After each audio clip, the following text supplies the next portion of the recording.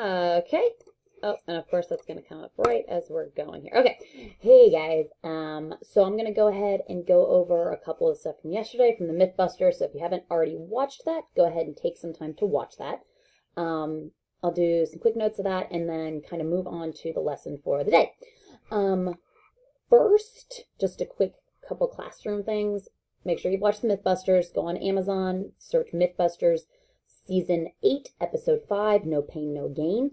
It's a really good way to look at a statistical study, a research cycle, and see how that works. It's 99 cents, so it's less than what you spend on a bottle of Coke when you're at school. So think about it this way. It's what you would spend anyway. Otherwise, maybe, you can screen share if someone wants to buy it and share with other people. Or you can buy the whole season. It's like $9 now or something if you wanted to binge on some Mythbusters. But first, I want to, if you haven't watched it, do that.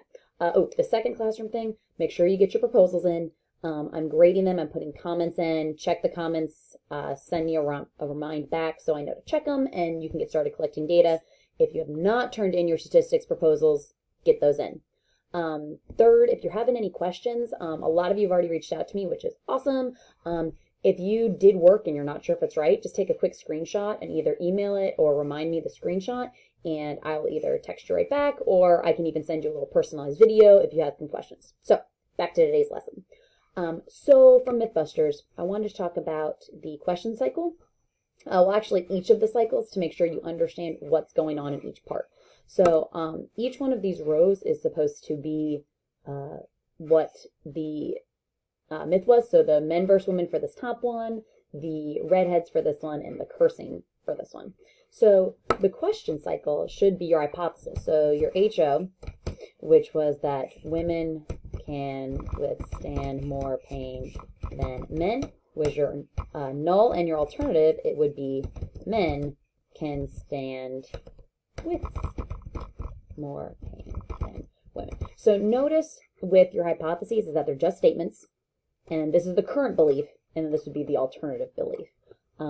So then for design is all of the things that went into them coming up with the study. So I'm just going to put some bullet points here. So they were going to do an ice bath. They had 50 men, 50, I believe it was 50 of each. I believe it was 50 and 50. And the key was they didn't know what was being tested. My psychology people will know that this is important, because if you know that you're being tested in like a competition, then you might try and go longer than you needed to, just to like prove a point. So you gotta watch out for that psychology part there. Ice bath, and it was timed. And there was that 3-minute safety to make sure that you didn't actually do any damage to yourself. If you wanted to also put in here how they did kind of like their pilot studies, like they didn't do the pepper, they didn't do the heat and things like that. So that is all part of your design, what they actually planned on doing. And then they were going to, part of their design was going to be after data collected, they were going to average the seconds. All right, collect cycle. You don't really write a lot here because this is just literally collecting it. So they collected data. That's what the collect cycle is, doing the thing. You're not actually designing anything else when you do that. You are just collecting. Then analyze. And this, I don't have it in front of me, so hopefully you do. You can pull the video back up. But analyze is going to be the actual results. So you've got women beat men, and then by whatever the percent was, or the seconds, put the second. Seconds versus seconds. And I'm leaving this as blank because you guys will fill that in. Now, remember in this one, they actually pulled apart women who have given birth, regular women, and men. And so go ahead and you'll put in the seconds for that one as well. And you can just, pause it on the screen and get it. So analyze always is going to be where your percents are, where your graphs are. That's what goes in the analyze part of your research. And it's all kind of fluid, but that's what that part would be. Report is when you actually talk about your results. So, some people could even put myth busted or myth confirmed, depending how you are, putting it, I don't particularly like the myth busted part. It doesn't sound too professional, but I think it would be important to say, you know, women have a higher pain tolerance than men,